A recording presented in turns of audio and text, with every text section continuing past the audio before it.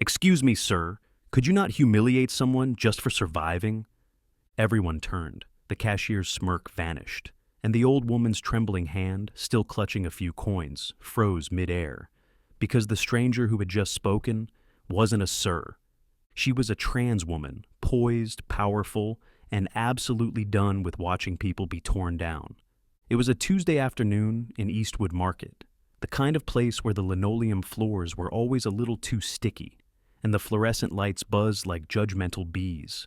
Mary had come with her grandson, Liam, to buy what they could with the last of her pension: a small bag of rice, a half-gallon of milk, a box of store-brand tea, and cookies, Liam's favorite, the ones his mom used to buy before the accident. Mary moved slowly but with care, inspecting every price tag. Her clothes were clean but faded, her shoes stitched up where the sole had split.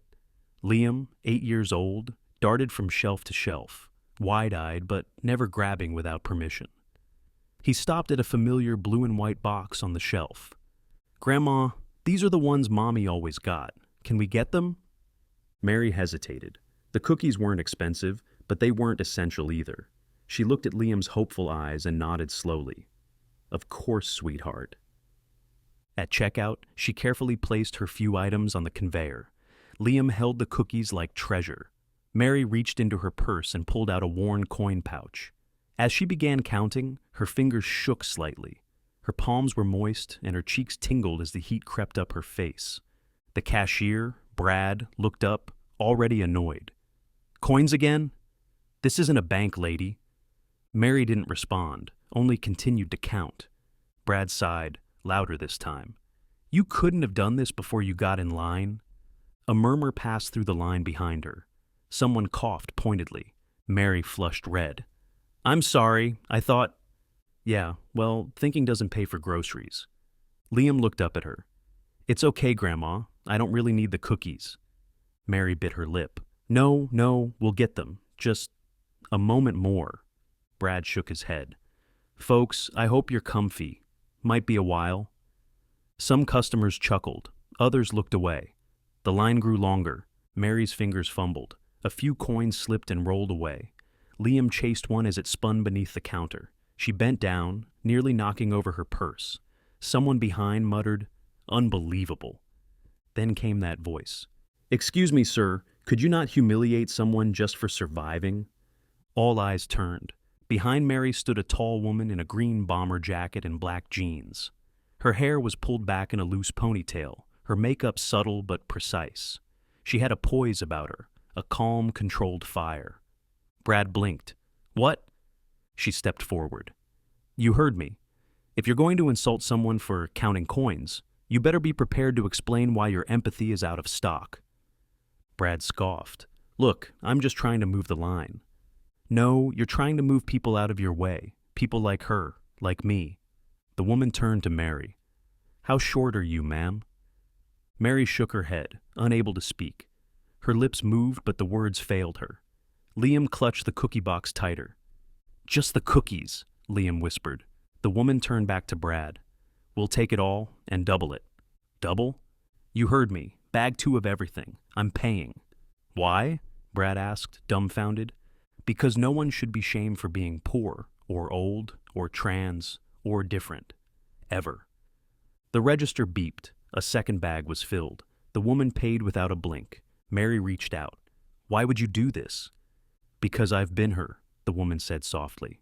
"Broke, ashamed, cornered, and no one stood up. That ends today." Her name was Alina. She'd grown up in a small town where boys were punished for softness, where being different was dangerous. She'd been kicked out at 17, lived in shelters, fought for jobs with a name that didn't match her ID. Her life had been survival by inches. Now in her 30s, she was finally stable. A graphic designer, volunteer, donor to a youth LGBTQ+ fund, and someone who knew exactly how it felt to have dignity stripped in public. She couldn't undo her past, but she could stop someone else from having to swallow that same humiliation. Someone in line had filmed the moment. By evening, the video had over 1 million views. Comments flooded in. "That woman is a saint. We need more Alinas." She didn't just defend a grandma, she defended humanity. Local news picked it up. Then, national outlets. Interviews were requested. Alina declined most of them, except one with a podcast focused on everyday acts of resistance. Meanwhile, Eastwood Market held an emergency staff meeting. Brad was suspended pending retraining. Management rolled out a new customer dignity policy. And Brad? He eventually reached out to Mary directly. "I'm sorry," he said, eyes low. "I was wrong. I didn't see her as a person. But I do now." Mary nodded. "Then be better to the next person. That's all I ask." Alina, despite the attention, tried to return to normal life. But the neighborhood didn't forget. Local teens started recognizing her. "You're the woman from the video," they'd whisper, half in awe. Alina would nod, smile, and keep walking. She hadn't done it for attention. She'd done it for Mary, for Liam, for every time someone had humiliated her at a checkout counter or misgendered her on purpose. 2 weeks later, Mary and Liam were at the park. The cookies were gone, but the joy they had brought lingered. Liam chased ducks with a new soccer ball. Mary watched from a bench, sipping tea from a thermos. She smiled, not just with her mouth, but with her eyes. Peaceful, seen. A familiar figure approached, carrying a paper bag.